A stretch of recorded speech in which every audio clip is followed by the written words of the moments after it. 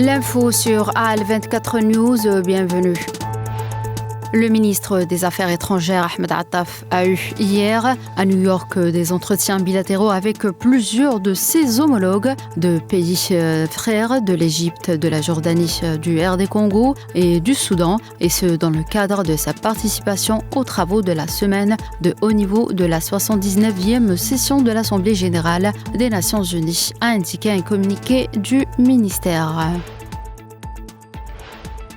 Au Liban, au moins 45 personnes sont tombées au martyre dans un raid de l'aviation sioniste mené sur la banlieue sud de la capitale libanaise Beyrouth, selon un nouveau bilan annoncé ce dimanche par le ministère de la Santé libanais. En France, après des semaines d'hésitation, le nouveau gouvernement français, dirigé par Michel Barnier, a été enfin annoncé hier. Un exécutif de 39 ministres qui penche nettement à droite et dont la première tâche sera de faire voter le budget. Le président français Emmanuel Macron réunira le nouveau gouvernement au complet lundi à 15h pour un conseil des ministres.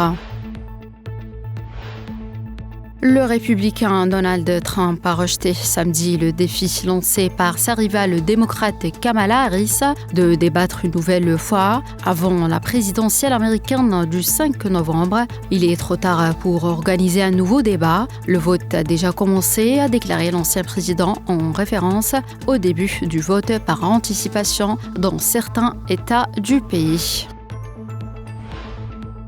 Le Pentagone a annoncé qu'il ne dispose pas d'un stock suffisant d'armes pour répondre aux demandes de Kiev. Selon un rapport de responsables américains, ont affirmé que la pénurie d'armes aux États-Unis pourrait contraindre Washington à retarder les expéditions de l'aide militaire promise à l'Ukraine.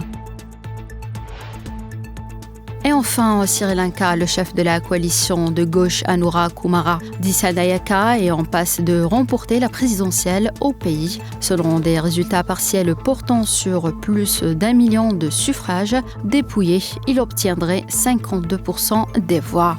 C'est la fin de l'info, merci de l'avoir suivi.